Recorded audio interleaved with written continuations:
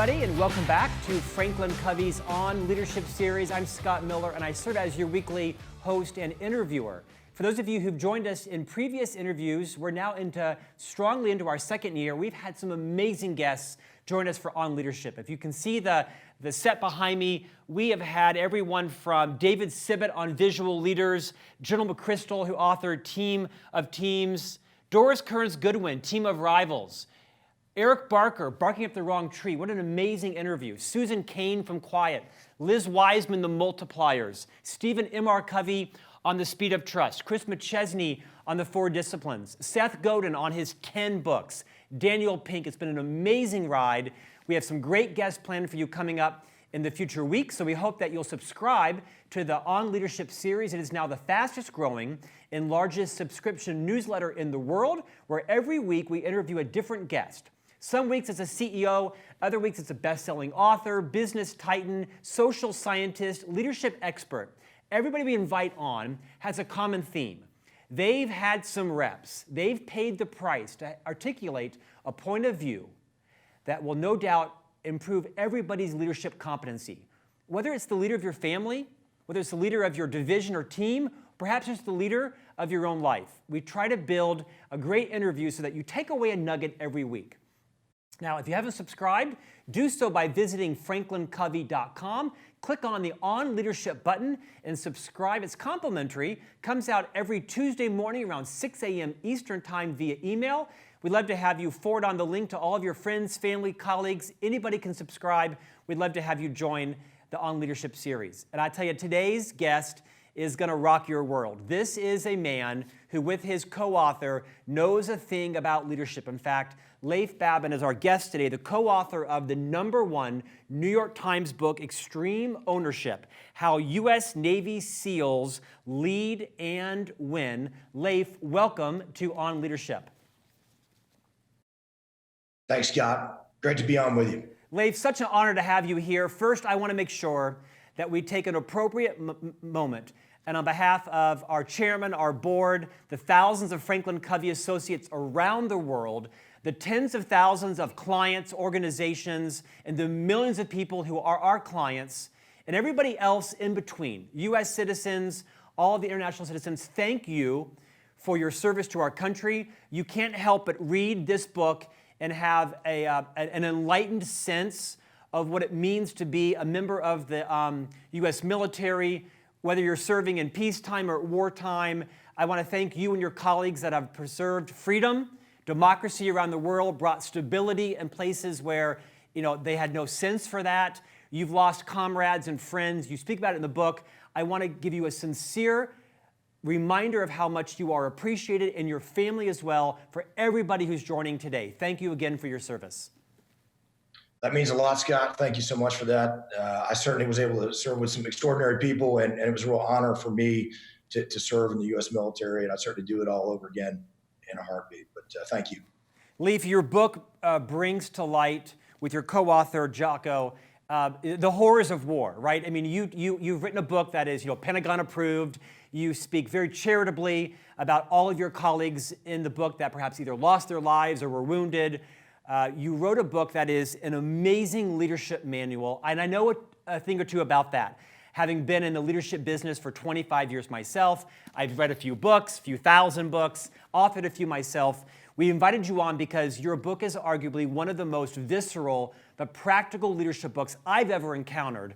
I wonder if you would just take a few moments before we get into the book and talk a bit about your journey as a Navy SEAL, and now I would argue a renowned, recognized leadership expert, coach, teacher, facilitator. Talk a bit about how you came to write this book, and why do you think it's done so amazingly well?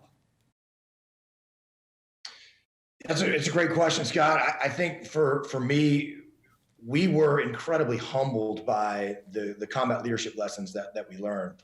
And we talk about humility is the most important quality in a leader. And I thought that I was a fairly humble guy before I actually went into combat. But we came back from those difficult days in Ramadi, Iraq in 2006, the Battle of Ramadi, we call it now, and just with some incredible humility, just understanding just how difficult, just how dangerous combat is. and just how hard it is as a leader to be in that position. So Jocko and I both took over training for the West Coast SEAL teams from after that deployment, and we passed on the lessons learned to the next generation of SEAL leaders.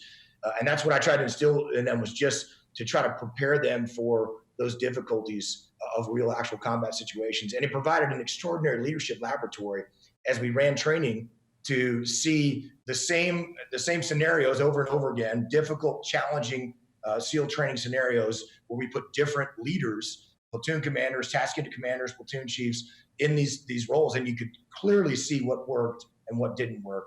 And that's really the same thing we do now in the business world through Echelon Front, much like you guys do at FranklinCovey, where you get to see different leaders in different scenarios, and you can really clearly outline what works and what doesn't work. And so we just tried to write the book that reflected that humility, that talked about the mistakes that we made, what we learned from them, so that others can hopefully not have to make those mistakes and not have to learn the hard way, the way I did. Leif, it's an honor to have you on today. I'll often have viewers or clients email me and say, why are you bringing on competitors onto your show? Well, we are in a very abundant company, right? Part of Dr. Covey's legacy was having an abundance mentality. So we're in the business of developing great leaders just like you. So I'm delighted to talk about your company today, Echelon Front, and we'll give people more insight about that toward the end. If I ask you some questions you can't answer, I'm quite certain you'll say pass on it. But first, tell me, how many years were you a member of the Navy SEAL team? I was in the SEAL teams for about 9 years, 13 years total in the Navy. I grew up in East Texas, went to the Naval Academy, spent 4 years there. And that's where I was first exposed to Dr. Covey and the 7 Habits of Highly Effective People. That was part of our training, leadership training curriculum at the Naval Academy. So it's great to be a part of this. Real honor to be a part of this podcast with you, Scott, and love what you're doing here with On Leadership.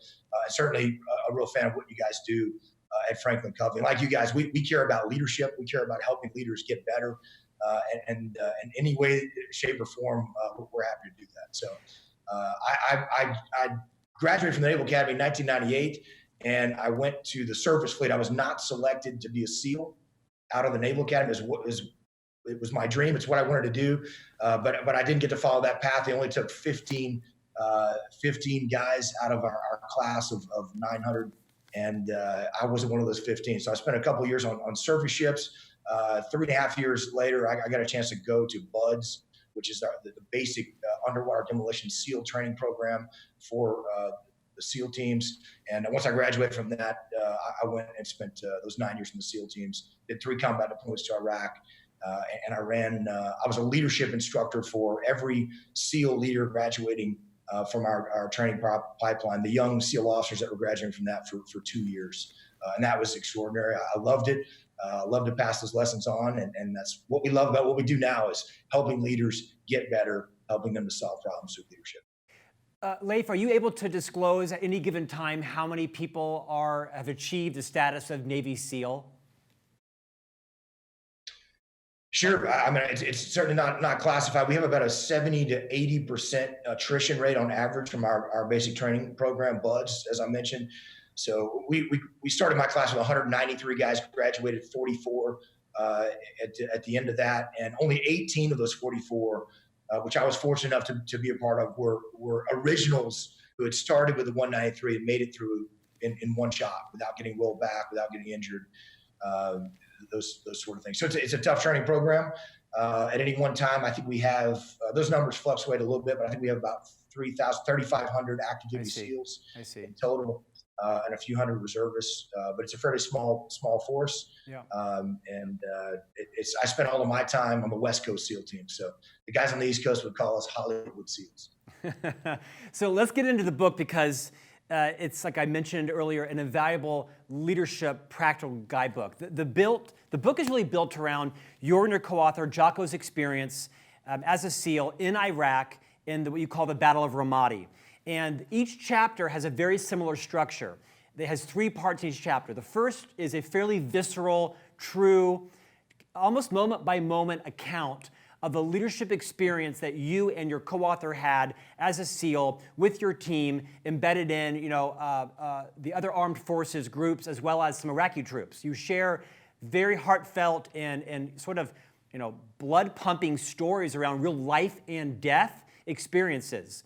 And then the next part of the chapter, you illuminate what was the leadership principle that you or your co-author either exhibited, or in some cases you failed to exhibit. You're quite vulnerable and authentic about when you failed to do it. And then I think the best part of the book is the business application, at least best in terms of relatability. Because in your business echelon front, you're out coaching people, real leaders at all levels of organizations, and you take the military leadership experience, the principle, and you bring it to life in a real life disguised business setting, and they're viscerally true. Like, on the back of the Harvard Business Review, in every edition they have these sort of fictional stories of how some of the concepts are applied. Yours is better than that because A, they're true, and it's so, I think, enlightening to see how uber relevant these military principles are into real life business leadership. I love the structure of the book. It's captivating and gripping and practical. You're a great writer. So is your author. Did you have some coaching on that? How did you come to what I think is a genius structure of your book? Well, thank you, Scott. I think people took a look at me and Jocko and thought initially that we probably didn't know how to write our names, much less author a book. So every single person said you had to use a ghostwriter, and this is the way you got to go. And in fact, we put together a proposal. The first 5 publishers we sent it to actually turned it down. And some of them had insisted, well, no, you actually have to use a writer. We said we weren't going to do that. We're going to write it ourselves. And it was just something that we felt passionate about. We needed to control the story. We needed to actually tell this in a humble way. I'd seen that actually happen with other SEAL teammates of mine, frankly, who sat down and told their stories to an author and kind of lost control of that story. And we didn't want to do that. We want to make sure that these principles were told, that we talked about them in a way that was real, and in the way that we experienced them, and what we actually learned from that, and be that harsh critic of ourselves so that others could learn from that. So that's really, for us, it was just about a hands-on, practical way to talk about these are real problems. And I think something you pointed out is interesting there, Scott. So many people, when I left the Navy in 2011, I left active duty, and Jocko had retired just a few months prior to me leaving. And we were doing this. We launched our company, Echelon Front. A lot of people would ask us, how do you translate the lessons that you learn from combat to the business world? And they don't really ask us that anymore now that they've read Extreme Ownership, because it's clear, right? Leadership is leadership is leadership. And the same problems that units are going to encounter on the battlefield are the same problems that a company is dealing with, that an organization is dealing with in the civilian world. And it's about trying to get a diverse group of people with different perspectives and different worldviews and different agendas and egos at play to work together as a team, mutually supporting one another to accomplish the mission. And that's what leadership is. And it applies across the spectrum. And so we just felt like that was the best way to tell the story. I was connected with some close friends of mine who are very successful business leaders who like that format, encourage the format, help us really refine that. And that was super useful for us. We did bring in some help to help us on the editing side of things, but we certainly wanted to write this thing ourselves and control that narrative. I'm very proud that we did it that way. Well, your voice and your co-author's voice comes through so viscerally in every word in the book. Let's talk first about the concept of extreme ownership. Would you just give us a couple of minutes on why that became the central theme? It's so viscerally relevant once you read the book, but talk a bit about why that was the organizing theme for the book. It's really just it's the foundation upon which everything else is built. It's a mindset and an attitude. And without this, you're never going to actually do what you need to do to solve problems and win. And extreme ownership just simply means that there's no one else to blame. There are no excuses. You've got to own everything in your world, and not just what you're responsible for. You have to own every single thing that impacts your mission. And I think once leaders recognize that this is all on me, then I'm going to actually have to do the hard work to get the team where they need to go, to train people, to mentor people, to actually solve problems. And it's really a simple concept. We say simple, not easy. It's not difficult. This is not deep theory.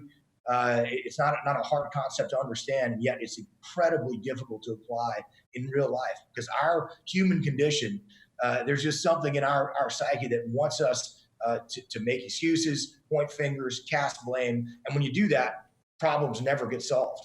So when the leader sets a tone of I own this, I'm responsible, and we're going to do everything in our power to actually solve these problems, then you actually build a culture within the team where you solve problems and win. And that was the fundamental key principle that we've seen. Successful units in the military, they had that. The best leaders in the military, they had that. The best leaders to the business, in the business world that we've worked with, and we've worked with hundreds of leaders across the full spectrum of industries now. We see the same thing. They have this concept, this mindset and attitude of extreme ownership. They're going to solve problems. They're going to get things done. They're not going to cast blame and make excuses so that the problems never get solved. And Leif, to clarify that, and this is a theme that runs throughout every story in the book and every chapter, it isn't that every leader has to do everything, right? That's micromanagement. It's that the leader has to have a mindset that they are responsible for the outcome of everything. So they have to be involved in the decision-making to some extent, training, clarity, and that the buck stops with them, that they can't blame anybody else with excuses. And that theme runs throughout most of your business applications. It isn't about they have to do it. They just have to own the result. And that's an important distinction to make, Scott, definitely. It's a great observation because if you try to do everything, then everyone's just sitting back and saying, hey, boss, what do you want me to do?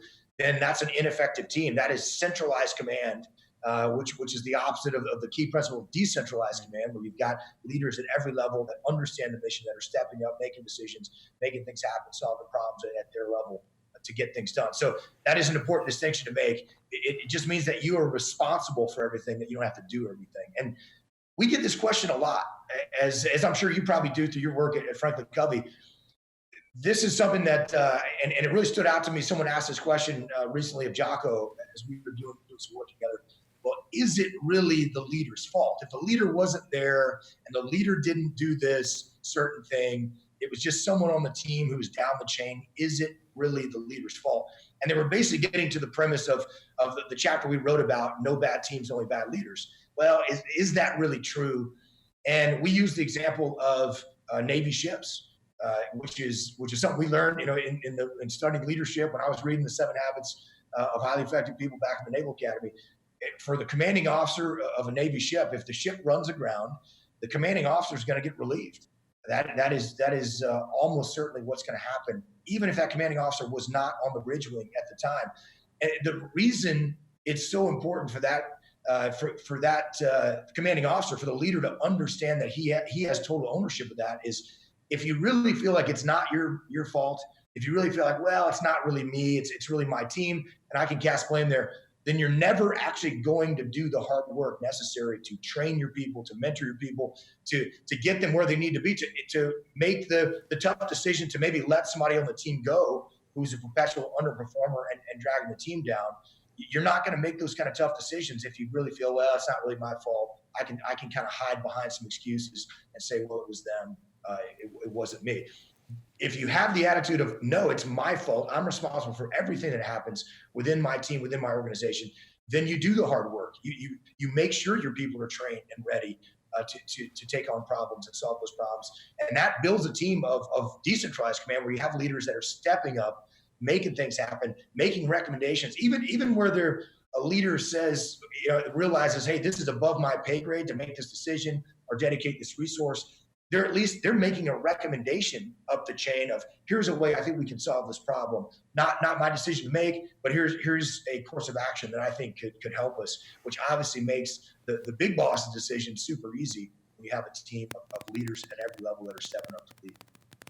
Leif, I think it's fair to say that in some people's careers, including mine, with some longevity comes some complacency around responsibility. And it becomes easier to blame others, not sell them out, but to say, have an attitude of, well, I had nothing to do with that. And I think your book, even for me, shocked me back into this extreme ownership mindset. I also liked in your book the formula of how you and your co-author Jocko kind of oscillate between authoring chapters. In the opening chapter, which Jocko opens with, he shares a story that I call kind of the blue on blue incident.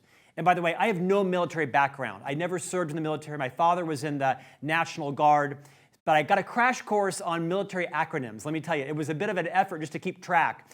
But would you share in some detail your co-author's story about the blue on blue incident in Ramadi, and what was the theme of the leadership lesson learned about the leader owns it at the end of the day? Absolutely.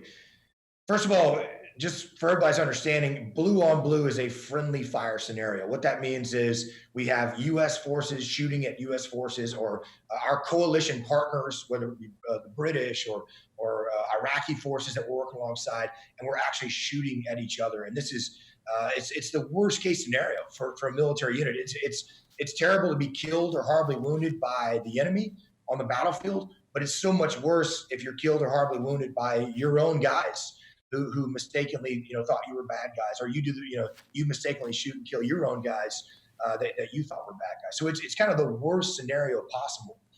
And that, if you'd have asked young Lieutenant Leif Babin when I was the Charlie Platoon Commander, the 16 SEALs, and working for Jocko and Task Unit Bruiser before we deployed in the spring of 2006 to Ramadi, if you'd have asked me, hey, do you think you guys will get in a blue on blue situation?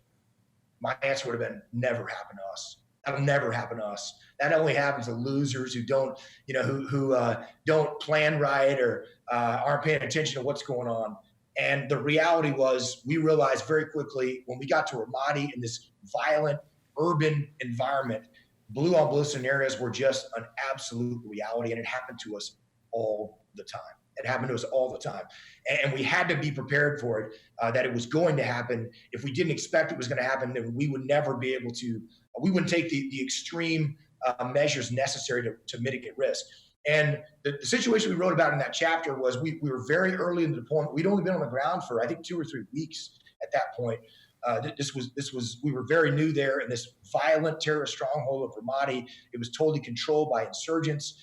And our SEALs were working with Iraq. Our job was to train and work with Iraqi soldiers. We were also working alongside a great unit of U.S. soldiers. There was some National Guard there as well. There were Marines there as well. And so we had this huge effort that was going on, and our SEAL element put in a small group of guys with Iraqi soldiers in what we call a sniper overwatch position. So you put those guys in there to try to help mitigate the extreme risk to the U.S. soldiers and Marines and the Iraqi soldiers that were clearing through a really violent neighborhood. And long story short, what happened was our guys had to move position to a new position. They were unable to make radio communications to tell back to the headquarters element to tell them where the new position was.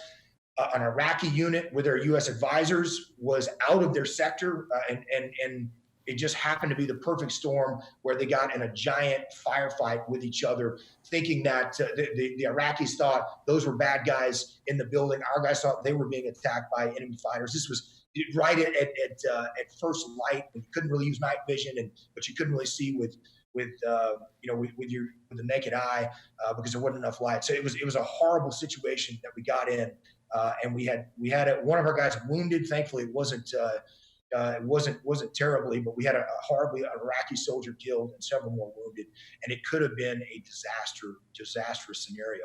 This was an embarrassment for us. This was a black eye for us. It was the worst thing that we could imagine to happen.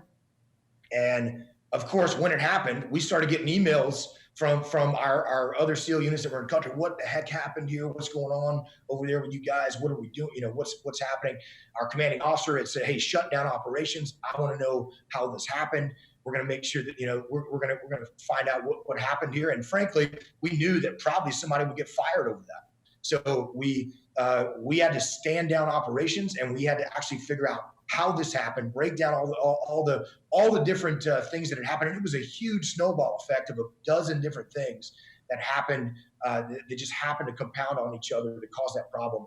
And Jocko, as our task unit commander in charge of our 40 plus SEALs and 60 support personnel, realized just before we briefed the commanding officer and the investigating officer, he realized, hey, this is my fault. I'm the commander, and the reason this happened is because of me. And he knew that was the reality. I had not been on that operation. I was back covering for Jocko, but I was sitting in that room when we called everybody together. Jocko stood up in front of the room, and all our SEALs were sitting there. And he said, "Let's talk about why this happened. Who's at fault?" He asked that question to the whole room, and we saw different guys go around the room. The SEAL said, "I should have had better positive identification of targets." The radioman said, "Hey, I should have made sure that we made radio communications. I should have marked our position better."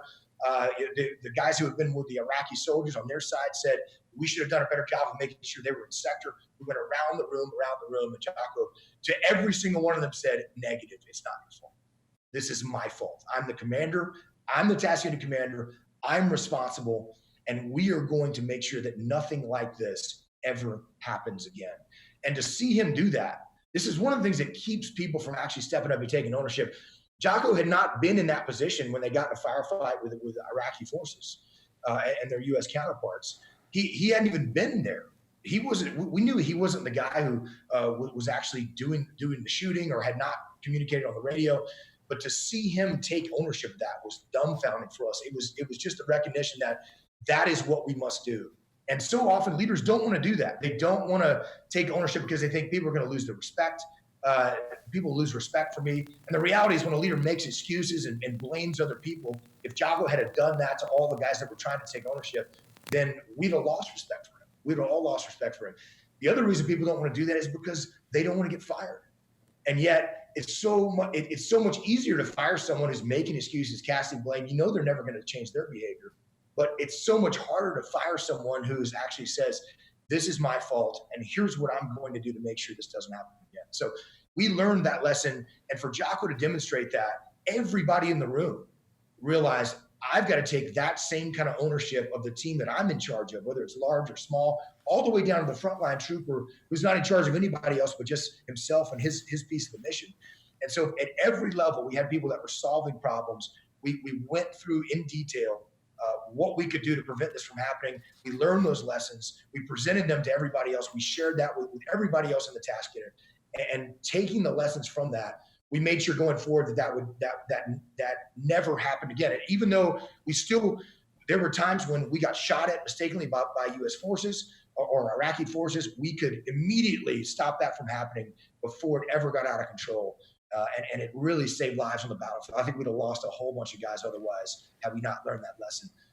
One quick point too on this, Scott. Interestingly enough, we talk about it's hard to take ownership.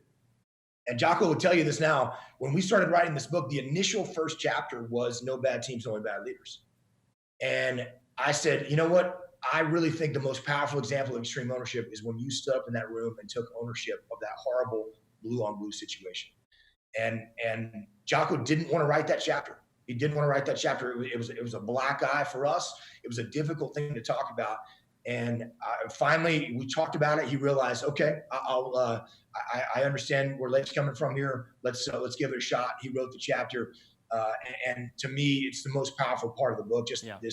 Talking about this horrible situation that was an embarrassment for us that should have never happened, but the recognition of just how easily it could and would happen if leaders at every level didn't step up and take ownership in order to make it happen. And I think it really just sets the tone for the entire book and gives the example of how, as a leader, you really and truly have to own it all. And that is the most critical thing for the success of your team.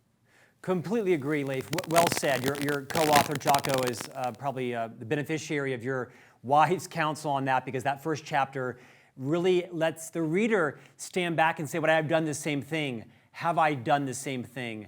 Am I doing that? Am I taking ownership for ultimately the success, or more importantly, in this case, the challenge of the initiative?" You know, the book has 12 chapters.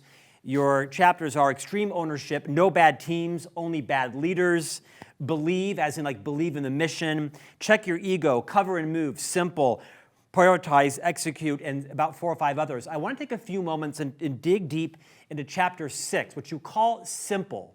It's really about the beauty, the imperativeness, if you will, of simplification.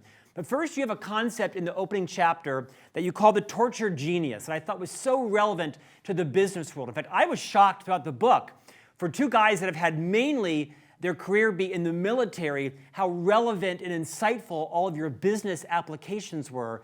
Talk a bit about this concept that we all find ourselves in called the tortured genius.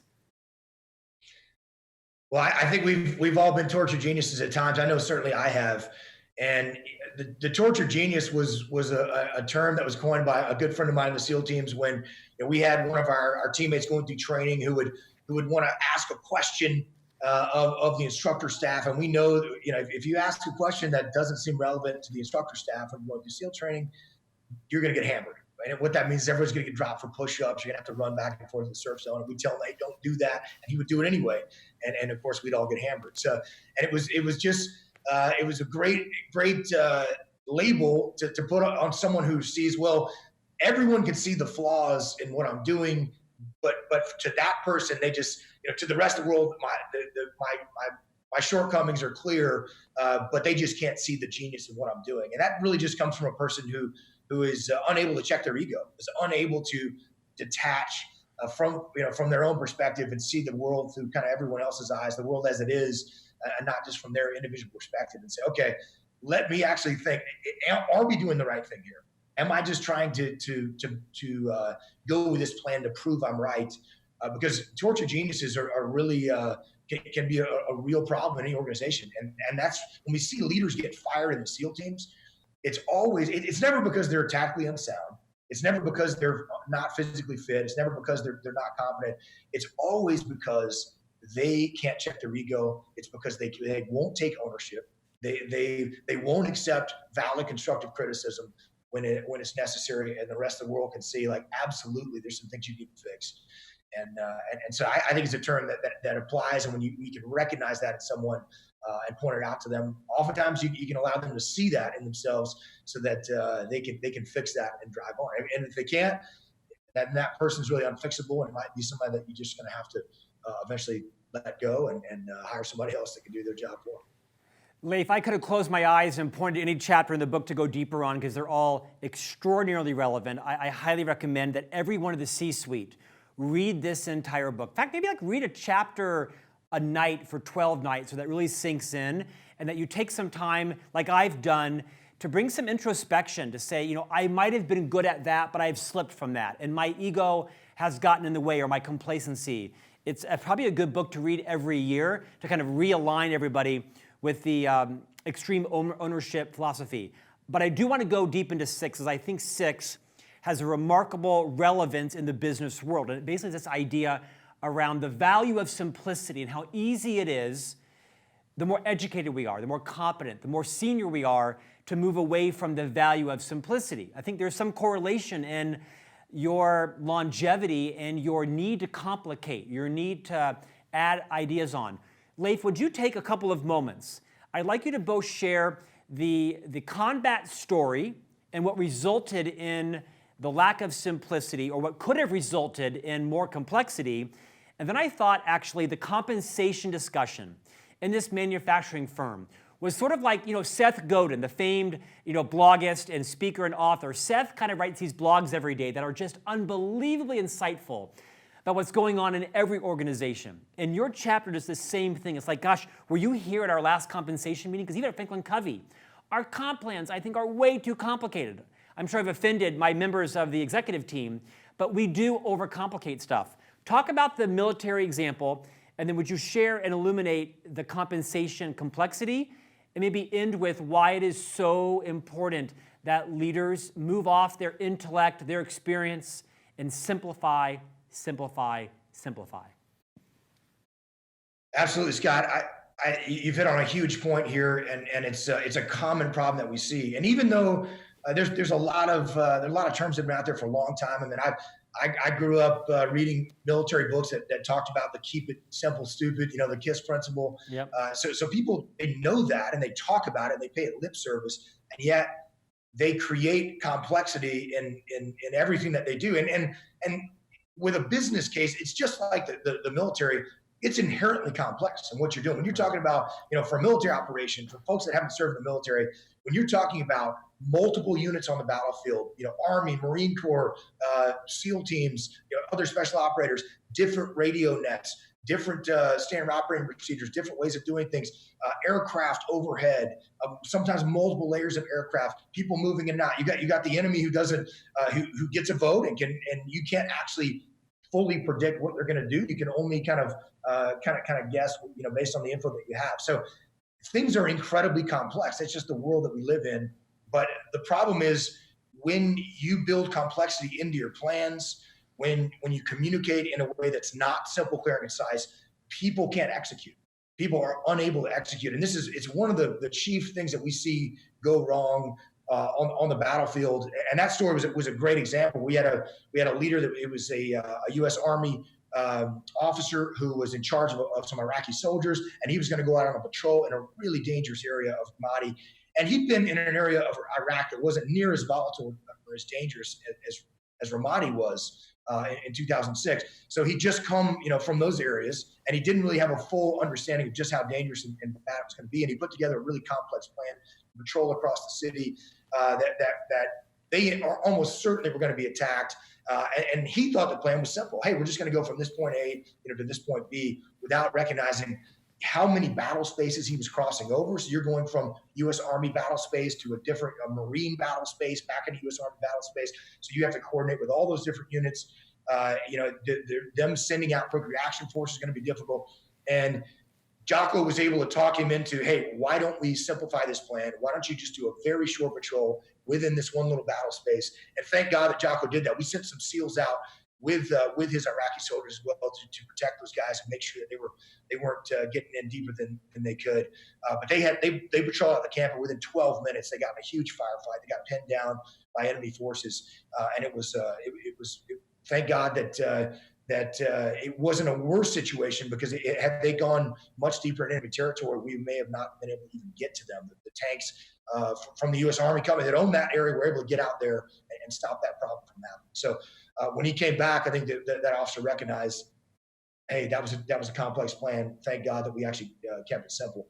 And really the lesson there was not to point fingers at that guy, because I often oversimplified or often overcomplicated things all the time and didn't simplify enough as a young leader in the SEAL teams. This is one of the toughest lessons I had to learn. And the real frustration you often get with people is that they're not doing what I told them to do. Why aren't they doing that? So even in training as a young SEAL officer, we put together a mission, we go out on the training battlefield, and things would just fall apart. And I felt like, well, I communicated the plan. I told everybody what to do. They all knew what their roles were. They understood what the mission was. Why in the world did this thing fall apart? And it's really easy to get angry and frustrated with your team. And thank God that I had some great mentors in the SEAL teams like Jocko, who could take me under his wing and say, all right, why is your team not doing what you asked them to do? Is it because they're stupid? Well, of course not. These are very smart guys. They're very smart. They're some of them are a lot smarter than I am. So they're certainly not stupid. Is it because they just don't care and they don't want to win? Of course not. Of course they want to win. Of course they care. So why is it that they're not doing what you asked them to do? And the answer is clearly because they didn't understand. So the real test for whether or not that a plan is simple enough, whether or not you've communicated in a manner that's simple, clear, and concise, is that they get it. And if they get it, if your team gets it, if they understand it, then you've done that correctly. If they don't get it, then you haven't done that correctly. And it's oftentimes, I mean, that case really stood out to us in the business world for the compensation plan, from the chapter there, because we're working with that company. It's something that we see all the time.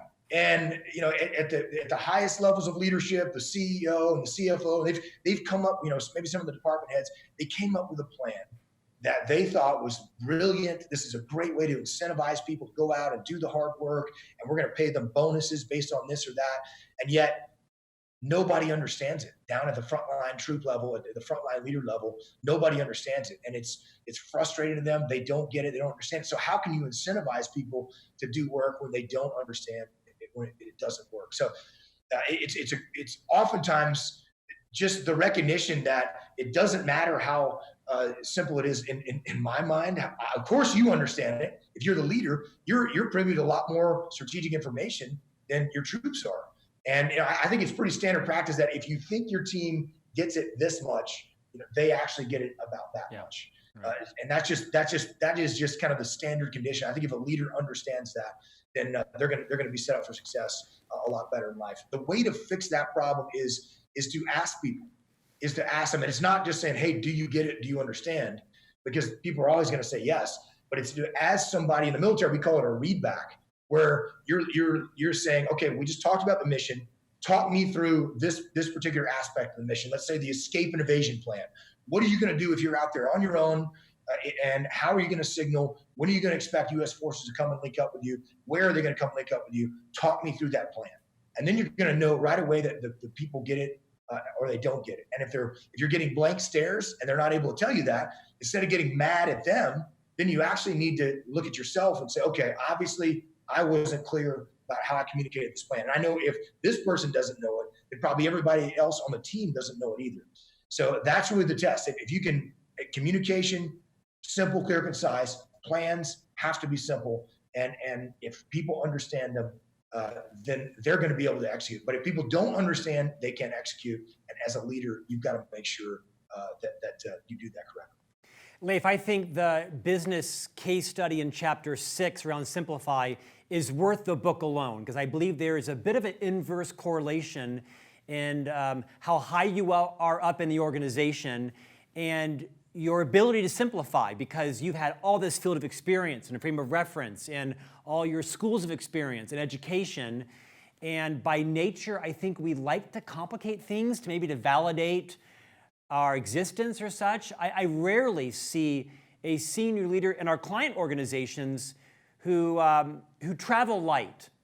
And when I say that, I mean, I used to work for a gentleman here who never carried a briefcase, didn't carry any folders around, no PowerPoints. I think a lot of people saw him as a bit unprepared, but he was so confident and competent in his area of stewardship, he didn't need a trove of stuff to carry to every meeting, because he knew in his mind and was able to talk in very plain spoken language. I think some people found him to be fairly unsophisticated, but he was such a master communicator. And I think also his level of self-confidence and humility allowed him to simplify and not have to be tied to that ego of, do I sound smart? We see that all the time, Scott. It's a constant problem. I think what drives that is a failure to see the world from other people's perspective. It's really hard for us to do that as human beings. We see the world through our eyes. What do you mean no one understands this? Of course they understand it. It's so clear in my mind. How could they not understand it? And I think it's one of the big recognitions for me when I was running we call it the junior officer training course for all SEAL officers graduating from our pipeline. One of the things that we would do, we'd go out on field training exercises. And that's where we would put them in kind of a full mission profile, mission tasking and training. So we give these guys, it was rubber weapon shapes. They don't even have real weapons with them, but they're just carrying these rubber weapon shapes that are heavy and just to kind of go through the motions of that. It was more focused on planning and leadership. What I loved about that though was it was a great opportunity to give officers who never otherwise have this perspective, the perspective of the machine gunner, the perspective of the radioman, the perspective of the point man, the perspective of the rear security guy.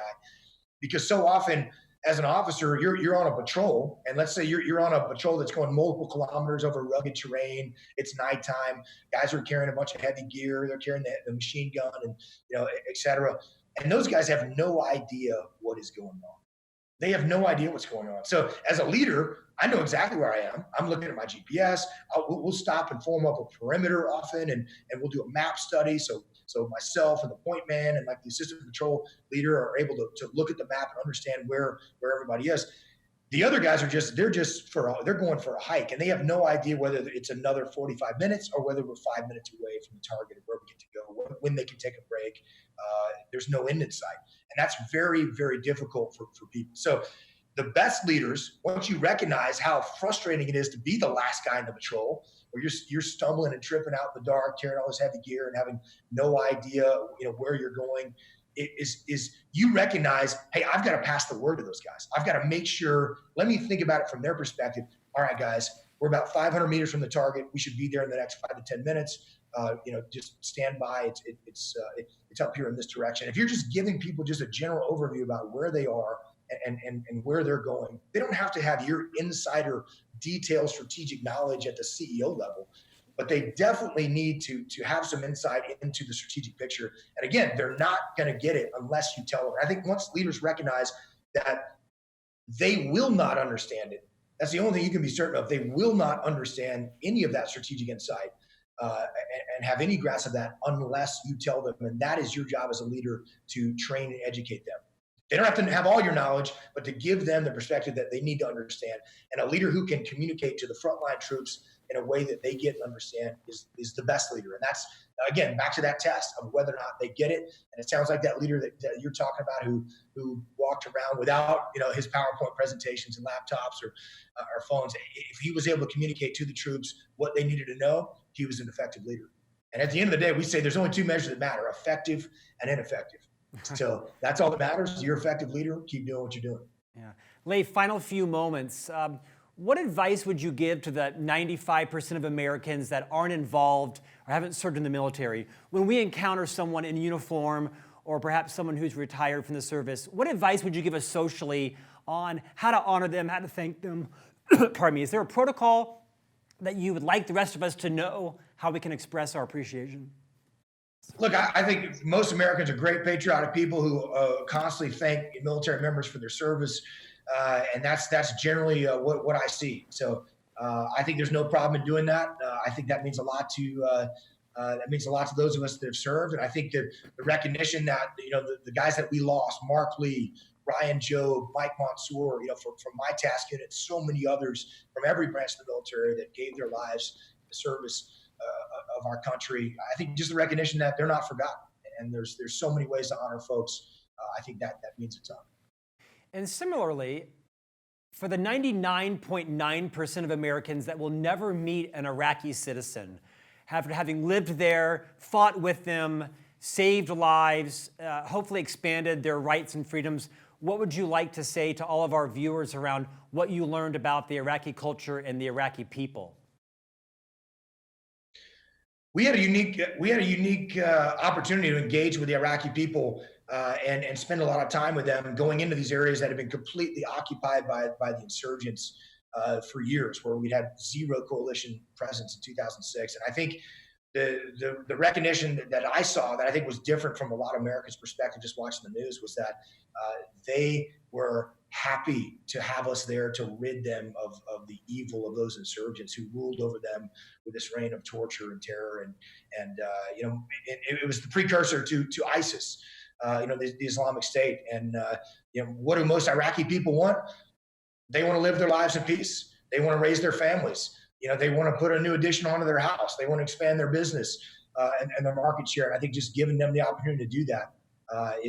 When you ask them, what they wanted from us, it was to help them, rid that city of the scourge of the insurgency that was just these brutal, horrible people who would spare nothing to intimidate, and rule with fear. But we got along great with the vast majority of Iraqi people that we encountered. I'm proud of our work there, and I'd certainly do it again in a heartbeat. In your book, it makes clear, and you even call out the somewhat naivete of the American public, even people like me who perhaps followed it quite closely, how naive we were to what really happened and the horrors of war. Your book is extraordinary. As we end, I wanted you to talk a little bit about Echelon Front. This is the company that you and your co-author Jocko have formed. Talk somewhat about what your mission is, how you help organizations, and how can people get in touch with you at Echelon Front? Yeah, our company's called Echelon Front. We launched it back in 2011, and it is a lot like what you guys do. We're a much smaller organization, obviously, than what you do at FranklinCovey. But our mission is to train leaders is to empower leaders, help them solve problems through leadership, and take the lessons that we learn on the battlefield, as we just been discussing, to be able to apply that to any situation, so they can solve problems and win. And anybody wants to contact us can contact us at echelonfront.com. That's our website. And we're happy to work with anybody out there. Certainly proud to be associated with the great work that you guys are doing at FranklinCovey. And I'm most proud of our work with Extreme Ownership when I see over the last few years that with the success of Extreme Ownership, and anywhere where it's listed on a list of leadership books that have been impactful in the same realm as 7 Habits of Highly Effective People. I'm blown away by that. It's incredibly humbling to see that, and for us, it's just about helping people and delivering impact. Leif, the respect is mutual. In fact, both of your books are on our wall, which is a pretty good standard for us. In fact, I'd not read the second one, The Dichotomy of Leadership. Give us a moment on how is the second book, which I'm going to read next, different from the first. Yeah, absolutely. The Dichotomy of Leadership we put the black and white on the cover there because to try to define that leadership isn't just black and white. If this problem, then do this. It's actually, there's a lot of gray, and it's trying to find the balance between these two opposing forces. We talk about being default aggressive. You need to be aggressive to solve problems. Problems aren't going to solve themselves. You actually have to lean forward to solve those problems, and yet you can be too aggressive. You can get way too aggressive, get way out ahead of your skis on something, spend too much capital, hire too many people on board, put too much faith in a new product launch or service launch, and that can cause all kinds of problems for your business down the road. Same thing on the battlefield. So the dichotomy is about learning how to balance these things. And we introduced the dichotomy in chapter 12 of Extreme Ownership, but we realized that we needed to dive much deeper into these things, because it's the most common problems that we see with leaders who read Extreme Ownership, love the idea, are trying to take ownership of everything in their world. And yet, just as you pointed out at the beginning of this interview, that if you try to do everything, certainly you're responsible for everything. And in that way you own it. But if you try to do everything, you're going to fail. That's a centralized organization. So you can actually take too much ownership and everyone's just leaning on you to make all the decisions and solve all the problems. And that doesn't work. So the idea is that you've got to find balance, and the dichotomy of leadership really gives examples of going too far in either direction. And it's the same format as Extreme Ownership, giving a combat example with expanded upon that principle and then applying it to the business world. And of course now, as we wrote that 4 years after Extreme Ownership, we have a whole lot more experience in the business world, working with hundreds of companies across the broad spectrum of industries. Leif, congratulations to you and Jocko on 2 extraordinary books, and congrats to you and your wife. You're parents of a new 3rd child arrival. What's it like to be the son or daughter of a Navy SEAL? How easy is that? I'm sure people would tell you it's super easy. Look, I certainly can be, I try to be a disciplinarian where I need to be, but again, that's about finding balance as well. If you try to impose too much discipline, you're going to have your kids that rebel against that, because my kids are part of, they have my DNA, and I am as hard-headed a guy as there is. So I see that, and I have a newfound respect for my parents and the challenges that they raised me. I realize that so many of these concepts we're talking about, they apply to parenting as well. And if you want to blame your kids for not understanding something that you said was clear to them, that concept of simple, if they get it and understand it, the test of whether you've done that right is they get it and understand it. So I've got to be able to explain something to a 3-year-old or a 4-year-old in a way that they're going to get it and understand it. If I just say, hey, don't do this because you're going to get punished, then oftentimes when I'm not there, when I'm not saying over the shoulder, they're going to do it anyway. But if I can explain the why behind it, and they understand, hey, Dad's telling me not to do this because he doesn't want me to get hurt, and he's explained that to me, and I understand that I'll get hurt, they're a lot more likely to do that even when I'm not looking over their shoulder. So I think leadership is leadership. It applies to parenting. It applies to the military on the battlefield. It applies to the business world equally. Leif, thank you for your time. Thank you for your book. Mostly, thank you for your service to our nation. We appreciate you joining us today for On Leadership. Thank you, Scott. Great to be with you. Our honor. Thanks for joining us. Fascinating conversation. Pick up a copy, of course, of Extreme Ownership. The structure of the book is arguably the best structured leadership book I've ever read. the compelling connection between the military examples and your business life will be shockingly relevant to you. Thanks for joining us, and we'll see you back here next week for a new interview on Franklin Covey's On Leadership.